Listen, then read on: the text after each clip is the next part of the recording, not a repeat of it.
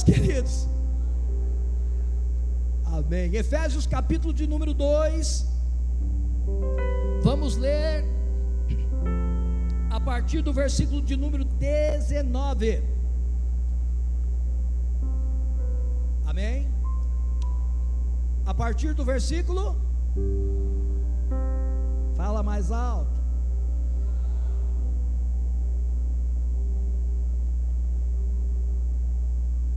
Glória a Deus. A palavra do Senhor diz exatamente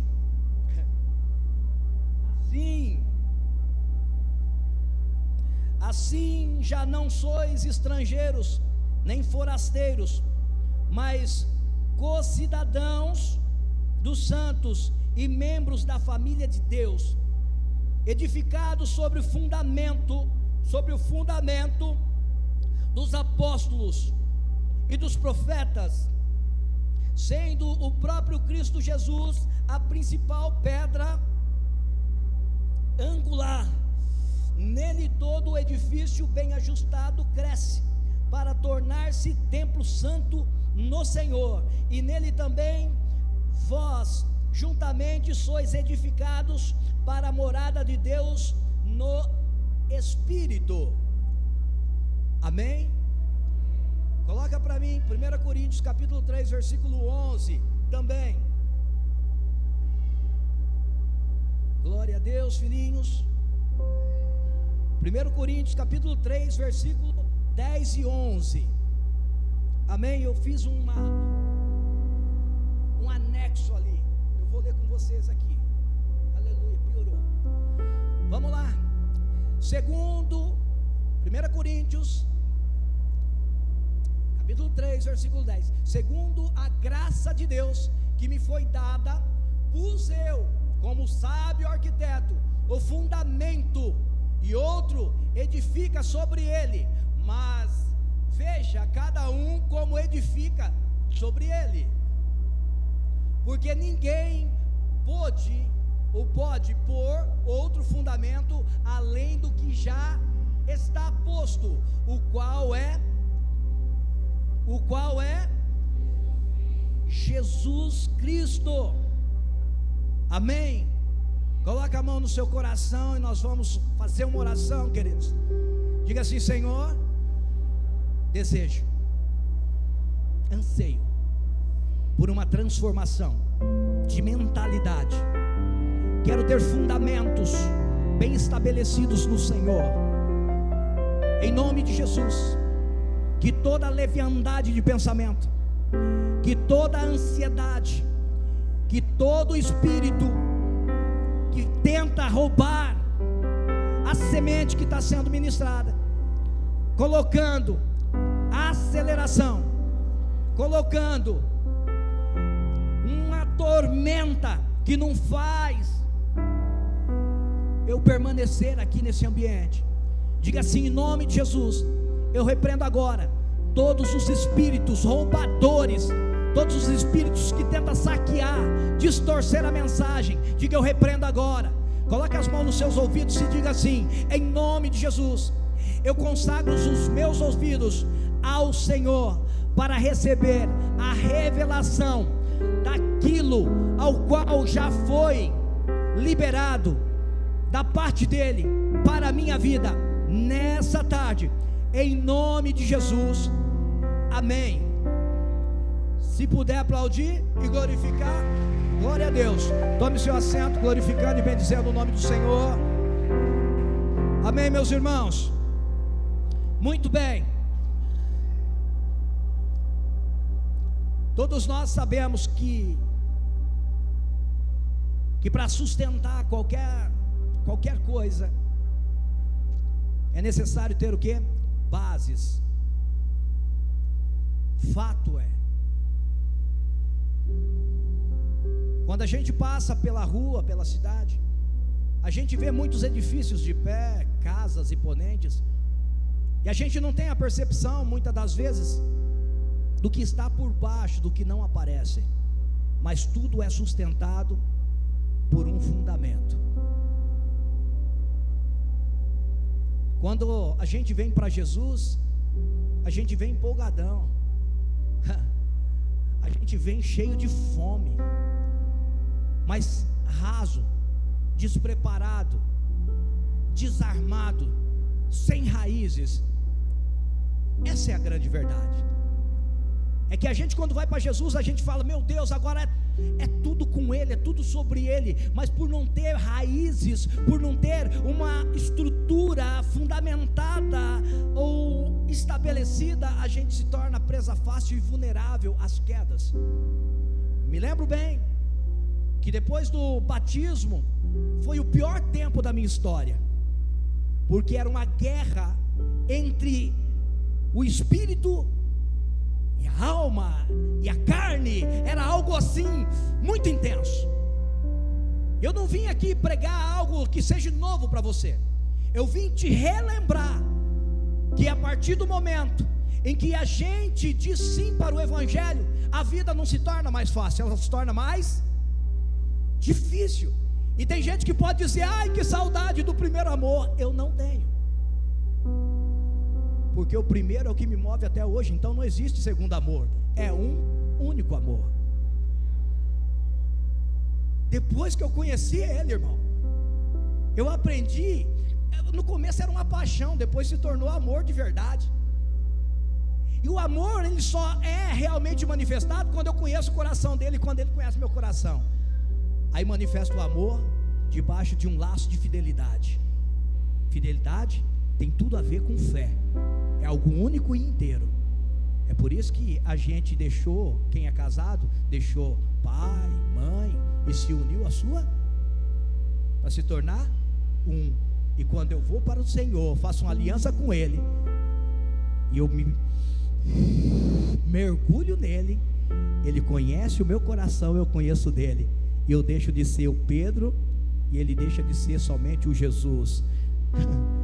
Agora nós somos um. A oração de Jesus em João 17 era para que os homens se tornassem um, assim como Ele era um no Pai.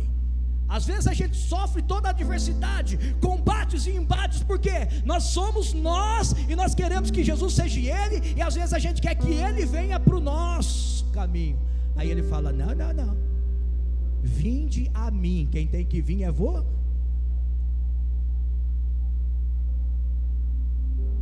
Sabe, é interessante, porque tem crente nas suas mazelas que fala: Jesus, vem comigo. Jesus fala: eu, hein? Você está de brincadeira? Quem tem que vir comigo é você, querido. Não está no contexto, mas uma das coisas mais lindas que aconteceu, quando o publicano Mateus estava lá cobrando seus impostos, ele sabe que Jesus ia passar por aquela rua, por aquele caminho, ele deixou o caminho dele, deixou os afazeres dele, seguiu Jesus, esperou Jesus lá na frente, e subiu na árvore. Você lembra disso? E quando alguém sobe por si só, Jesus fala: desce, porque hoje eu quero ter um particular contigo, eu quero intimidade. Uma das coisas fundamentais, anota aí, diga assim, ou escreve aí no seu caderninho, diga assim: a primeira coisa que tem que acontecer comigo para eu sair das minhas guerras temporais entre espírito e carne é ser um com Ele. Coloca aí, primeira chave: se tornar um com Ele. E como se torna um com Jesus? Abandonando os seus caminhos. Aquele que quiser seguir-me, renegue-se a si mesmo, toma a sua cruz a cada dia e segue-me. Abandona as tuas coisas. Tem gente que já quer largar o emprego. Eu não estou falando isso, meu amadinho. Alguém já está insatisfeito com o trabalho, olhou para mim: eu quero seguir Jesus. Não é isso que eu estou falando. Eu estou falando tudo aquilo que te separa de Jesus, você tem que abandonar. Ok? Qual foi a primeira chave? Alguém se lembra? Eu vou pedir para digitarem por aqui. Primeira chave qual que é? Ser um com Ele. Anotou? E a segunda? Abandona tudo que te separa de Deus. Abandona, irmão. Se você for ver, pare e pensa comigo. Elias, quando pelejou contra os profetas do engano, da manipulação, que eram os profetas de Baal, Elias foi lá e cortou-lhe a cabeça de todo mundo. Era tipo assim: eu vou tirar o governo daquilo que não é, e vou estabelecer aquilo que é. O governo é do Senhor, e isso não se negocia. Davi, quando lutou com o gigante, ele não cortou o braço nem a perna do gigante, ele cortou a cabeça, dizendo: espírito manipulador e opressor, você perde o governo. Não se negocia com aquilo que te separa de Deus. Com Deus é tudo ou. Irmão, anota aí: com Deus é tudo ou nada. Isso você tem que relembrar todo o tempo, porque a tua mente vai dizer sempre assim: não, entregue parcial, entregue mais ou menos. Se você for para a Bíblia, lá no livro de Êxodo, vai falar que Faraó tentava impedir o povo de Deus adorar com tudo que tinha e com tudo que eles eram. Mandava adorar sem os filhos, depois mandava adorar sem os bens, depois mandava adorar sem as esposas ou maridos, ou sem a herança, sem... Você está entendendo? Era tudo parcial, era tipo assim: você pode ir, mas deixa alguma coisa para você ter motivo para voltar. Quando você vê Elias passando a capa sobre Eliseu, Eliseu pega os carros, os bois, taca fogo, faz um churrasco, despede dos seus pais e vai com ele, porque ele estava dizendo: eu não quero motivo para ter que voltar atrás, porque eu sei que a minha decisão tem que ser inteira. Quem está me ouvindo, dê glória a Deus. Quando eu me torno um nele, inteiro nele, eu estou preparado a caminhar em novas medidas com ele. Irmão, eu profetizo céus abertos a partir da sua vida, nos lugares que você entrar. Eu falei que eu profetizo céus abertos a partir da sua vida, porque você vai ser capacitado, vai ser cheio do Espírito, vai ser cheio da autoridade para exercer aquilo que você foi chamado para exercer. Aonde você for, vão reconhecer que Deus é na tua vida. Você veio, diga com glória a Deus aí, anotou tudo.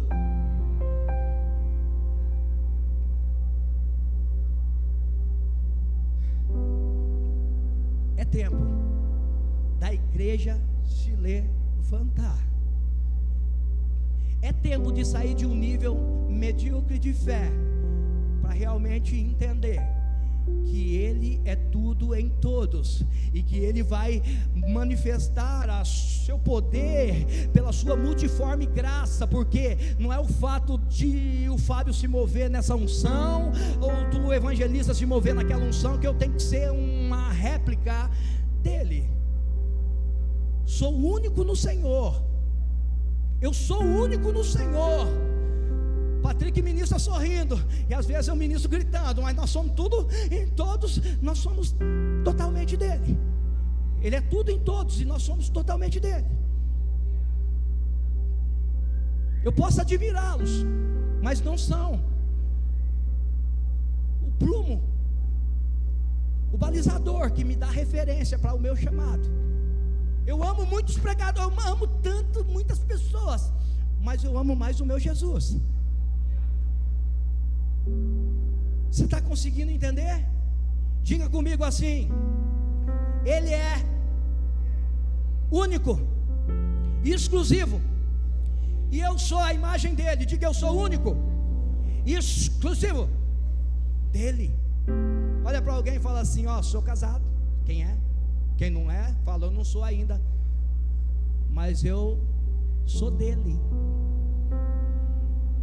Então não dá para negociar isso, né? Você acha que dá para negociar isso? Fala assim: eu não traio ele, eu não abandono ele, eu não nego ele por nada. Você entendeu? Nesses dias tem muita gente negociando a sua fé por coisas banais, por coisas passageiras. E hoje eu vim aqui para dizer para vocês que ainda vale e vai valer a pena naquele dia ser reconhecido como quem resistiu. Quem resistiu.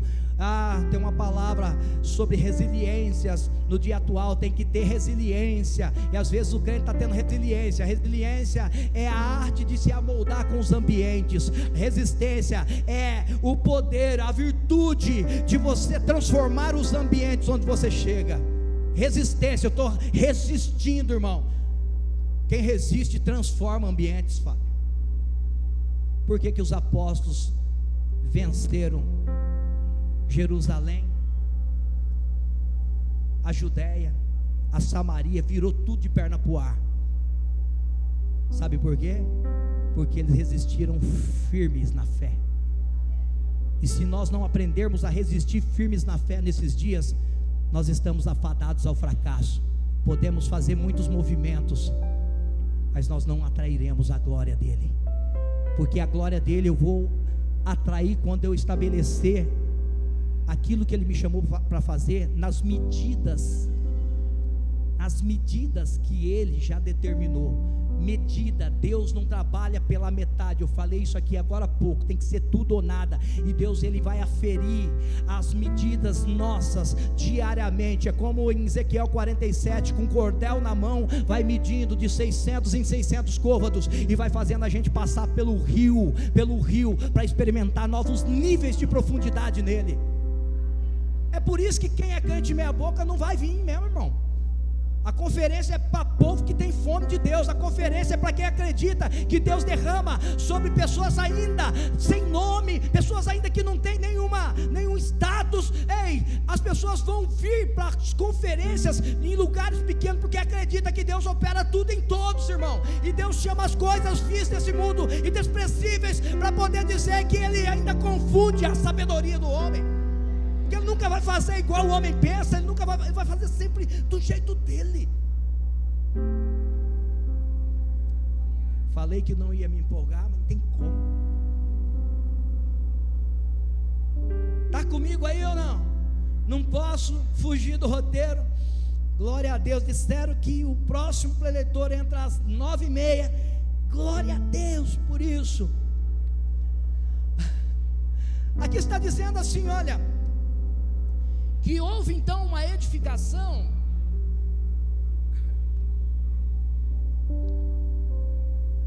Daqui a pouco passam com a plaquinha lá, tempo esgotado. Aí você me apavora, irmão, aí não dá, né? Escuta bem, existe uma fundamentação para a nossa fé, e para a gente estabelecer fundamentos dá muito trabalho. Eu falei de decisões, de chaves que são fundamentais para a gente se estabelecer no Cristo. Mas tudo isso dá muito trabalho, muito trabalho. E hoje a geração fast food não quer ter o quê? Trabalho, quer tudo pronto. Por que eu vou orar se o pastor ora? É mais fácil mandar um WhatsApp, fala, pastor, ora aí. E o pastor, às vezes, se não for compromissado com o reino, vai pegar e vai falar, meu irmão, já estou orando. Só que não. É por isso que quem manda pedidos de oração para mim, na maioria das vezes já vai receber: Deus, em nome de Jesus, agora, Senhor, ah meu Deus, eu entro nesse lugar. Sabe por quê? Porque cada momento tem suas demandas, e se a gente não tomar cuidado, a gente deixa o barulho do mundo tomar o nosso senso de propósito, e as prioridades vão mudando e a gente se esquece. Às vezes não é negligência, mas às vezes é relação de prioridade. Ou eu priorizo o que é prioridade no tempo agora, ou se eu deixo para depois, eu posso me esquecer. Então seja pronto em atender, pronto em realizar, e tardio em falar, já vou, daqui a pouco. Você está entendendo? Olha para o jovem e fala assim: seja pronto em fazer as coisas para Deus. É algo da nossa geração, pastor. Hoje mesmo eu falei algo para alguém e falei: faça tal coisa para mim. Aí a pessoa falou assim: já estou indo. Aí eu discretamente passei, dei uma olhadinha, só vi os dadinhos descendo. Eu falei: cara, eu pensei que estava fazendo algo importante.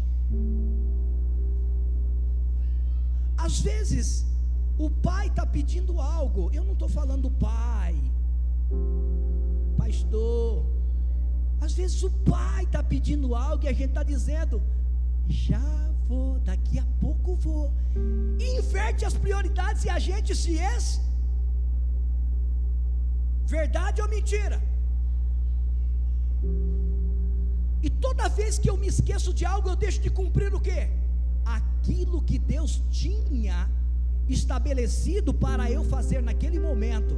Porque parece coisa muito simples orar por alguém, ou dar um conselho, ou se conectar com alguém na casa, parece pequeno, mas isso pode salvar uma vida. Porque dentro das casas Hoje os adolescentes, hoje os jovens, às vezes está sendo persuadidos debaixo do nosso nariz, e a gente não percebe isso. Fundamento, um dos maiores fundamentos familiares, ele está estabelecido no relacionamento. E para relacionar com pessoas, eu tenho que abrir mão das minhas prioridades e conceder, prioridades que eu falo outras coisas, e conceder a atenção para quem está perto de mim naquele momento. Se eu estou tratando sobre fundamento, eu tenho que te dizer que Deus te colocou dentro de um lar para você ser. Para você ser, se você ainda não é, se torne alguém que aprendeu a dar atenção. Dar atenção, melhor é dar do que? Mas ninguém olha para mim, ninguém olha.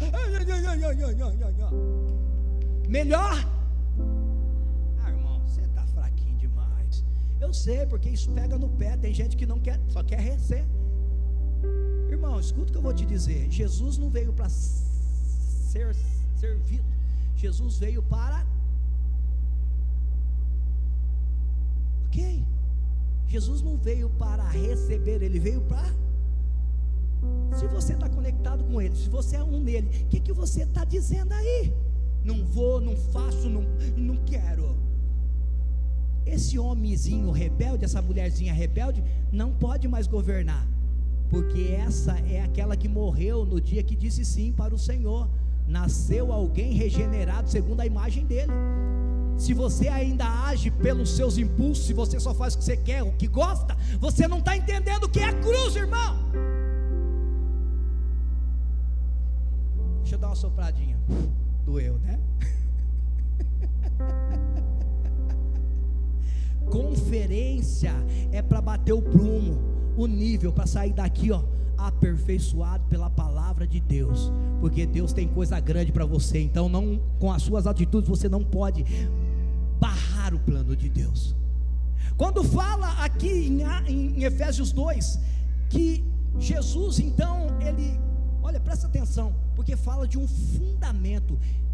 Quando eu vou falar em fundamento, porque eu fiquei pensando, o evangelista Rodrigo, ele teve uma visão acerca de algo, e nos passou, e quando falou sobre fundamento, eu fiquei pensando, falei, por que não ao invés de ser um fundamento, ser algo tipo,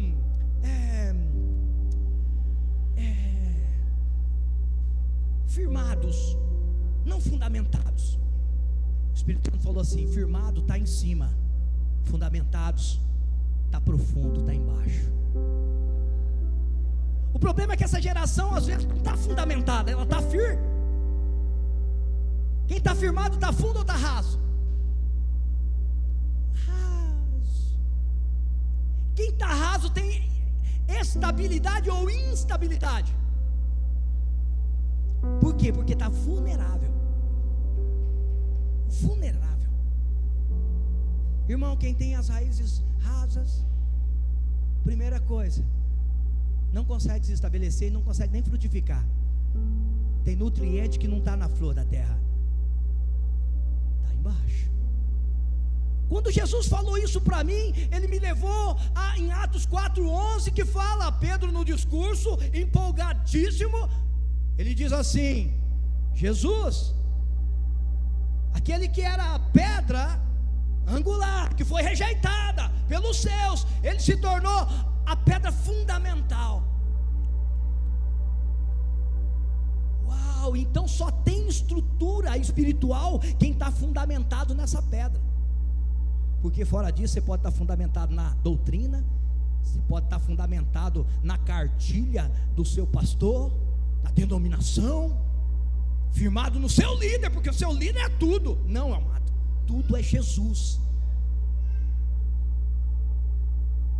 Pegou ou não? Então eu posso ir para qualquer lugar. Irmão, não vai confundir as coisas não, seu lindo. Mas os nossos olhos têm que estar em Jesus. Todo mundo rejeitou, mas tem um remanescente que ainda olha para ele e os olhinhos brilham. Um remanescente que aprendeu que sem ele não faz sentido a vida. Um remanescente que toda vez que ouve o nome Jesus, sente uma alegria incondicional. Anota aí, a minha fé não tem que estar em pastor. Anota aí, a minha fé não tem que estar na denominação que eu sirvo. A minha fé tem que estar em Jesus Cristo, o autor e consumador da minha fé. Eu olhei para Ele e o meu rosto iluminou, querida. A tristeza dá lugar para a alegria, a angústia e o medo eu lanço fora, porque o amor lança fora todo o medo. Eu preciso andar com Jesus. Fundamentados em quem? Dá um grito aí, crente. Eu sei que você não está empolgadão, mas vai anotando aí, que até chegar ao final você vai lá. Aleluia. Escute bem o que eu vou te dizer. O único que pode edificar e fundamentar a nossa fé é Deus. E Deus não vai fundamentar nada em pessoas de dúbio entendimento, em pessoas que duvidam de muita coisa, em pessoas que não têm fé. Hebreus, capítulo de número 11, se não me engano, diz que sem fé é impossível. Ache para mim aí, seu lindo, que isso aí já fugiu todo o contexto. É impossível agradar a Deus. Sem fé é impossível agradar a Deus. 11:6. Agora, se eu não fundamentar a minha fé, eu não sustento a minha fé. Quem sustenta a minha fé é Ele. Olha, quando então eu escute isso. Quando eu tenho fé, então eu agrado a Deus, é isso? É isso ou não? Se sem fé é impossível agradá-lo, com fé eu E o que é ter fé? Não, pense, o que é ter fé para você? Amado, o nível de fé que você anda e que você manifesta, não consiste em alguns elementos que a gente acha que é ter fé. O que é ter fé para você? Ter fé é andar uma vida de vitória, é no meio da doença, orar e acreditar. É isso ter fé.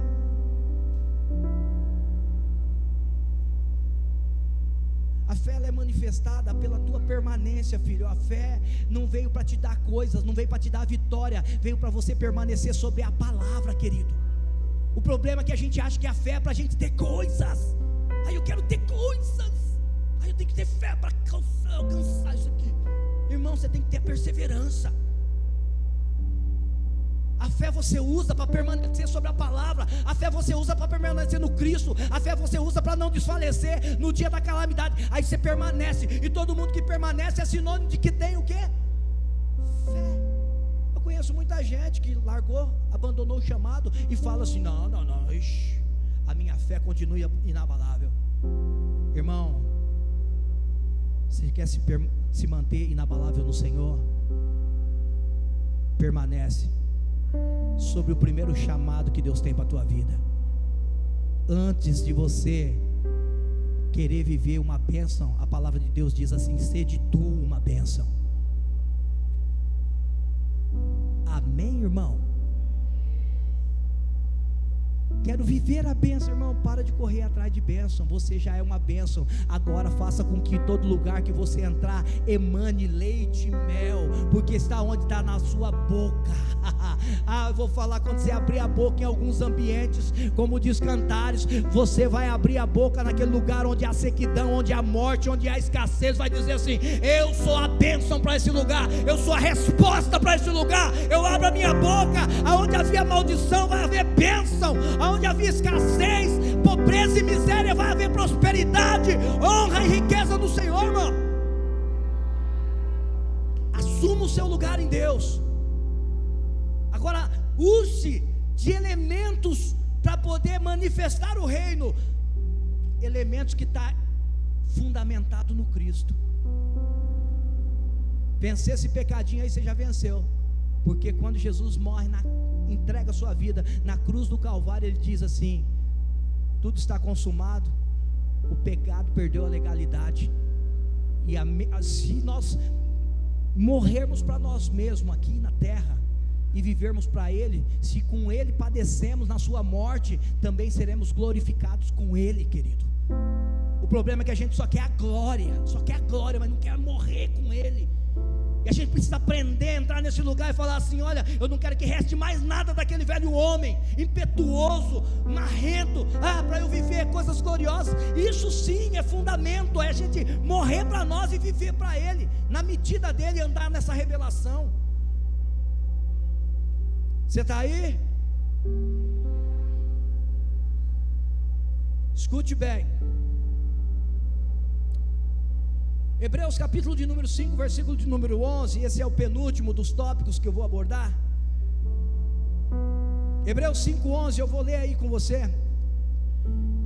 Paulo estava falando de uma forma muito peculiar, e eu quero que você entenda isso. Diz assim, Hebreus 5, 11 ao 14: do qual muito temos que dizer, de difícil interpretação, porquanto vos fizestes negligentes para ouvir. Uau, meu Deus! Porque devendo já ser mestres pelo tempo, ainda necessitais de que se vos torne a ensinar quais sejam os primeiros rudimentos das palavras de Deus, e vos haveis feito tais que necessitais de leite e não de sólido mantimento. Porque qualquer que ainda se alimenta de leite não está experimentado na palavra da justiça, porque é menino.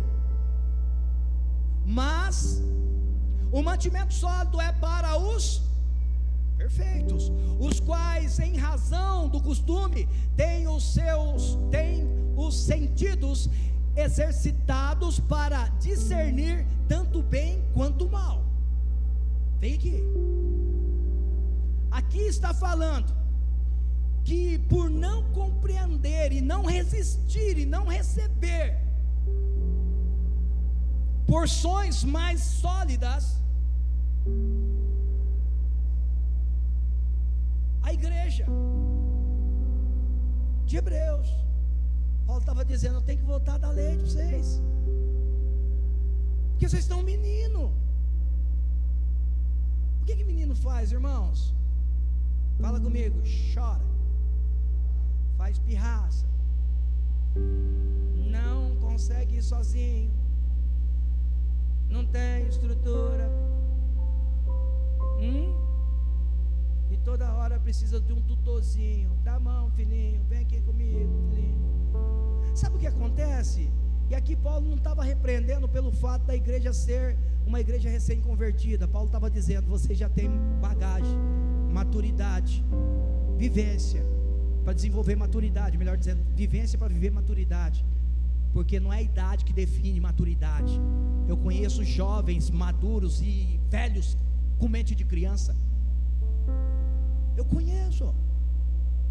Agora, não é a idade que define maturidade. Diga assim comigo, bem bonitinho, fala assim: não é a idade que define maturidade. Tem uma garotinha que ela vem aqui, ó, é filha do meu irmão, futuro pastor, aleluia, aleluia, tem uma unção pastoral sobre a sua vida. Essa menininha, ela vem aqui, sério mesmo, é a do meio lá.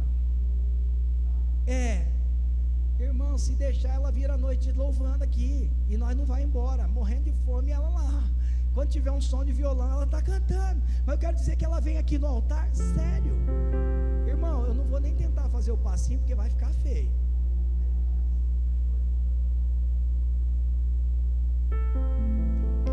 É uma criança, mas no nível de adoração, ela já é uma mulher de Deus, cheia de unção, ministrando ao Senhor.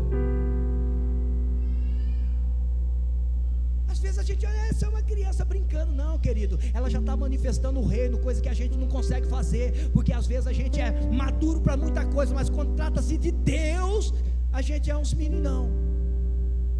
A gente fala que crê, meu Deus, eu creio. Quebrou o carro, meu Deus, que prova. Meu Deus, eu creio. Fiquei gripado, mas a dengue pegou. Irmão, vamos deixar de ser meninos na fé. Se Deus não está fazendo, é porque você não está maduro o suficiente para receber aquilo naquele momento. Agora segura aí. Isso não pode mudar o sentido da tua adoração. Isso não pode mudar o nível, a intensidade da tua adoração. Você e eu precisamos entrar nesse lugar de maturidade. Está aqui ou não? Anota aí. Quando tudo vai mal, Atos capítulo 16, tudo ia mal. Paulo e Silas na prisão, depois do açoite na praça, amarrados lá naquele lugar de açoite, de humilhação, nus. E eles falam assim: bom, a gente ia para a praça orar, não é? Então nós estamos na cadeia, apanhamos, já apanhamos, agora vamos cantar. A adoração naquele momento quebrou grilhões, trouxe libertação, e o propósito não mudou por conta da circunstância. O problema é que a gente muda. Olha, irmão, eu tenho que pedir. Olha para alguém, seu lindo, e diga assim: a circunstância não pode mudar o propósito. A circunstância não muda o propósito. Nós precisamos ser maduros para viver isso. Amém ou não amém? Pede para essa pessoa dar a mão para você. Fala assim: eu quero pegar na tua mão, crente. Crente cheio do Espírito Santo, crente ousado, profeta do Senhor, crente que não muda o propósito. Diga assim: cumpra o teu chamado, cumpra o teu chamado. Deus te chamou, te ungiu, te separou para ser profeta sobre as nações. Assim diz o Senhor. Não mude o propósito. Glória a Deus.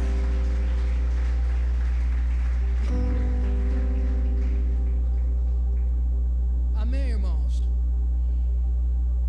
Poderia pregar 3 horas aqui, mas tá gostoso. Brincadeiras à parte, último texto que vou ler.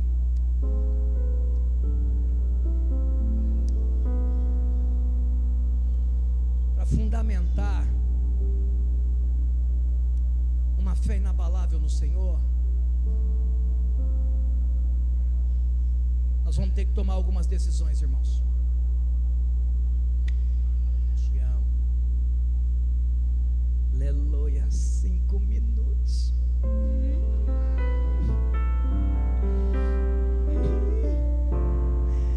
Eita glória. Já perdi 30 segundos. Vem comigo. Escuta bem, Lucas capítulo de número 6, versículo 46 ao 49. Nós vamos entrar só um pouquinho nesse lugar. É interessante, irmão, porque a gente precisa entender se a gente está nele, se ele está em nós. Como se mover? Como...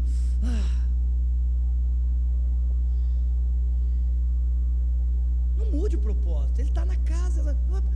Não muda o propósito. Lucas 10, salvo engano, a partir do versículo 38. Não precisa pôr não, fica aí mesmo.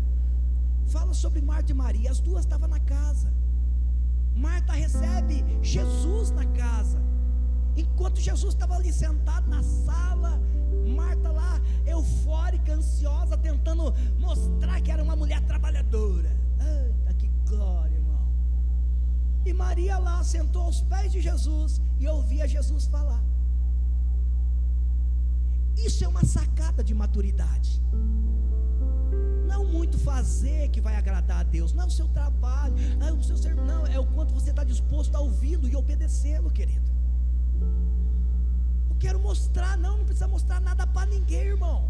Vai para o secreto. É por isso que Mateus 6 fala: entra no teu quarto, fecha a porta, fala tudo em secreto. Olha, não é o seu trabalho, não é o serviço, AD. Tem hora que eu acho bonito. Eu passei lá na cozinha agora, todo mundo cortando o pão, e era bem na hora que estava cantando aquele louvor, partiu o pão e tal. Eu falei: nossa, irmão, você está totalmente, tem tudo a ver. E a mulherada partindo o pão, que legal. Necessário é, mas o indispensável não é o trabalho. O indispensável na vida de um cristão e na formação de fundamentos é a adoração. O quanto eu estou disposto a adorá-lo.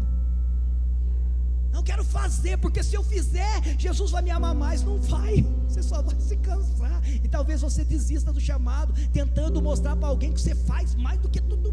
Para, irmão. Não é sobre o seu serviço, é sobre o quanto Ele tem de você, o quanto você está disposto a ficar quietinho no colinho dEle, o quanto você está disposto a ouvi-lo. Quer que o pastor veja, quero que o obreiro veja, eu quero que o diácono veja. Para tudo agora. Tem as suas demandas no templo, mas acima de tudo você vem aqui não para trabalhar, você vem aqui para adorar. É por isso que eu falo, a obra do Senhor tem que ser leve. Todo mundo contribui para o bem do propósito, cada um com a medida, cada um faz alguma coisa, porque isso manifesta o reino de Deus.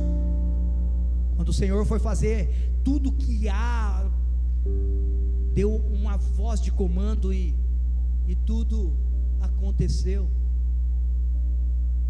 E quando o Senhor vai fazer o homem, Ele chama o Espírito junto do Pai e o Filho. Façamos, vamos fazer junto. Quando a obra é grande, irmão, não tem um só fazendo, são todos contribuindo para um propósito. Amém?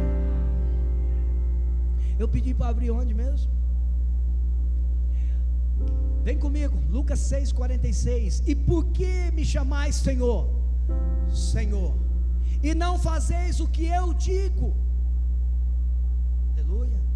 Qualquer que vem a mim e ouve a minha palavra e as observa e as observa, eu vos mostrarei a quem é semelhante. Amém? É semelhante ao homem que edificou uma casa e cavou e abriu bem fundo e pôs os alicerces sobre a rocha. E vindo a enchente, bateu com ímpeto a corrente naquela casa e não a pôde abalar, porque estava fundada sobre a rocha. Mas o que ouve e não pratica é semelhante ao homem que edificou uma casa sobre a terra, sem alicerces, no qual bateu com ímpeto a corrente e logo caiu, e foi grande a ruína daquela casa. Ok? Mas o que ouve e não pratica, esse eu já li, aleluia. Vem comigo, para e pensa comigo. Se você vê duas edificações, uma fundamentada com os alicerces bem feitos, a outra pode ser construída sobre a base, a superfície do solo, enquanto a obra for nova, não difere uma da outra. Ok? Mas com o passar do tempo, vai ser revelado a fragilidade dessa construção. Uma casa que não tem alicerce, primeira coisa que ela vai apresentar, diga assim, as trincas serão evidentes, o solo cedendo será evidente, a insustentabilidade será evidente.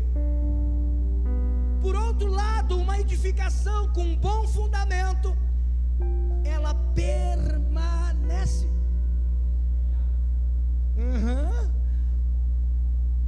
É algo tão, meu Deus, é tão, o que tem de novidade aqui? Nada. Mas olhando pelo lado espiritual, tem tudo a ver. Gente, quantas pessoas começaram voando comigo, com o Emerson? Uau, agora é para valer. Cadê esses homens? Cadê essas mulheres que começaram a todo vapor? Eu não falo com alegria, eu falo com o meu espírito, meu Deus, gemendo. A minha alma está gemendo. É como Paulo disse: a minha alma está gemendo. Eu sinto ainda as dores de parto, até que em vós sejam gerados o Cristo, o verdadeiro fundamento, a verdadeira base tem que ser gerado. Eu sinto dores, eu não sinto alegria em dizer: começou comigo, está perdido. Irmãos, o que é isso? Essa geração precisa receber um choque de Deus, para voltar para um lugar aonde são fundamentos princípios para dar continuidade a partir de agora. Eu já ouvi pessoas falar: sabe, fulano caiu. Eu sabia. Aonde tem alegria nisso? É um irmão que carece da misericórdia de Deus, é uma alma que está se perdendo. Eu não posso me alegrar por isso. Um pastor que para a sua missão, ele não está parando o projeto dele, ele está parando o projeto de Deus. Por quê? Porque o inimigo está aí procurando quem possa tragar, está bramando sobre todos, as tentações vêm sobre todos. Mas eu estou te dizendo que é necessário voltar para um lugar e receber as diretivas de Deus para permanência, para poder nesses dias ajudar pessoas que talvez estão passando por problemas. Nós não estamos para condenar, nós estamos para